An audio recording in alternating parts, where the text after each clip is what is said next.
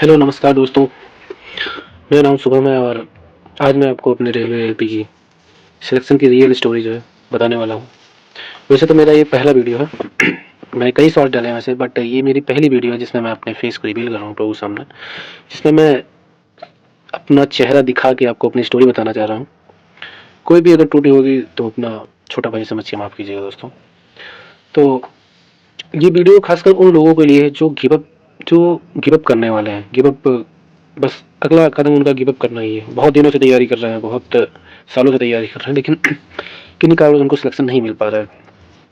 तो मैं उन लोगों के लिए कहना चाहता हूँ कि अगर मैं कर सकता हूँ तो आप लोग भी कर सकते हैं। मैं भी आप लोगों की तरीके है एक नॉर्मल सा इंसान हूँ। बस अकाउंटेबिलिटी मैंने अपनी छोड़ी और मैंने अपना एक स्थान जो है रेलवे एलपी में ले लिया। बचपन से ही मुझे सरकारी नौकरी का बहुत ही शौक था दोस्तों। यूनिफॉर्म, रिस्पेक्ट और खासकर जो जॉब सिक्योरिटी होती है उससे आप लोग भली बात परिचित होंगे। मेरा ड्रीम भी था। तो मैं अपनी ड्रीम बताना चाहूँ तो मेरा ड्रीम था रेलवे में जाने का, और आप की लोगों की आशीर्वाद से मैं सिलेक्ट हो गया हूँ, फाइनली सिलेक्टेड हूँ एज अ रेलवे एलपी।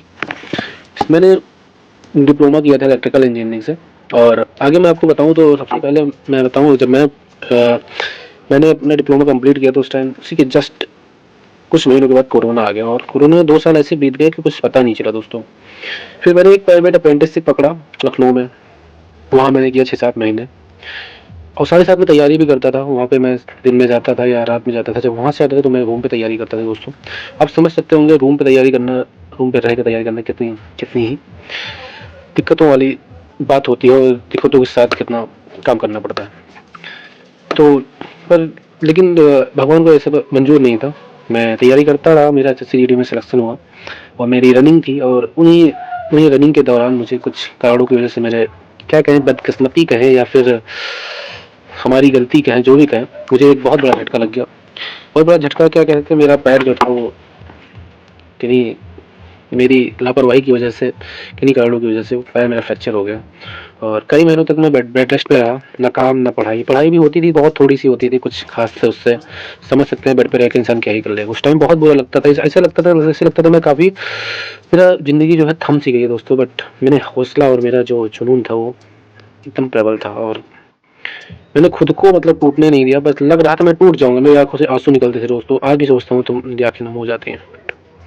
ऐसा लगता था रेलवे का जो सपना है मेरा सपना ही रह जाएगा, लोगों के ताने और भी चीज़ें। बट मैंने खुद को दोस्तों टूटने नहीं दिया। मुझे बहुत बड़ा झटका लगा, बट कॉन्फिडेंस था ना दोस्तों, मुझे खुद पे बहुत विश्वास था, 100% था मैं। उसके बाद फिर जैसे तैसे मैं सही हुआ।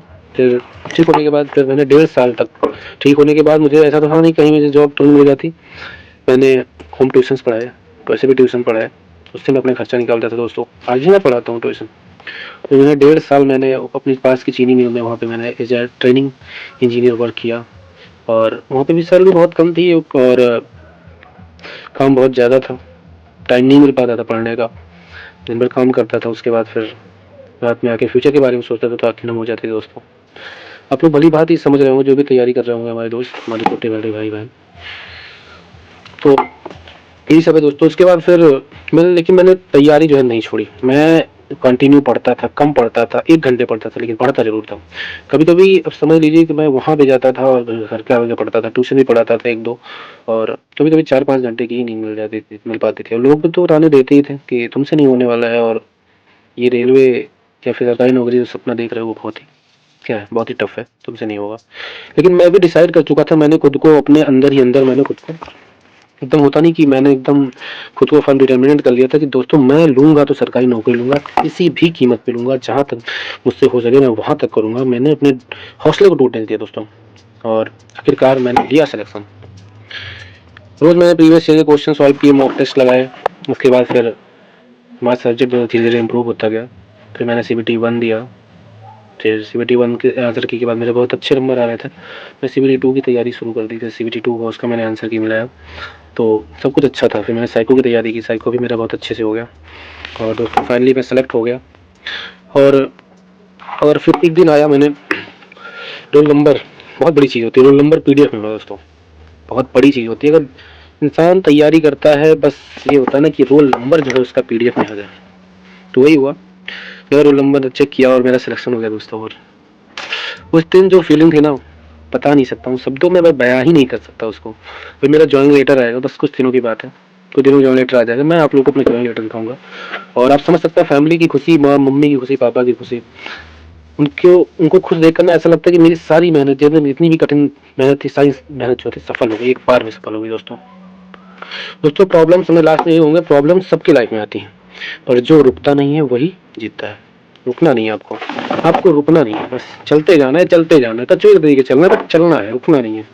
अगर आप भी तैयारी कर रहे हो तो वो गिव अप मत करिएगा, गिव अप मत करना दोस्तों। आप तैयारी करते रहना, आपको एक ना एक दिन जरूर सिलेक्शन मिलेगा, सिलेक्ट होंगे आप। अगर आपने मेहनत से पढ़ाई की तो आप जरूर सिलेक्ट होंगे दोस्तों। ये वीडियो आप अपने उन दोस्तों को शेयर कीजिए जो हताश हो गए, निराश हो गए और पढ़ाई में उनका पढ़ाई करने में मन नहीं करता, किन्हीं कारणों से सिलेक्शन नहीं हो रहा है, उनको शेयर कीजिए, आप दिखाइए उनको, ताकि हो सकता है उनको हमारी स्टोरी से मोटिवेशन मिले। अब आप सोच सकते हैं वो लड़का जो फ्रैक्चर होने के बाद भी, पैर फ्रैक्चर होने के बाद भी वो लड़का रुका नहीं, तैयारी करता गया करता गया करता गया। ऐसा भी नहीं हमारे पिताजी तो वो गवर्नमेंट जॉब में, वो भी प्राइवेट सेक्टर में।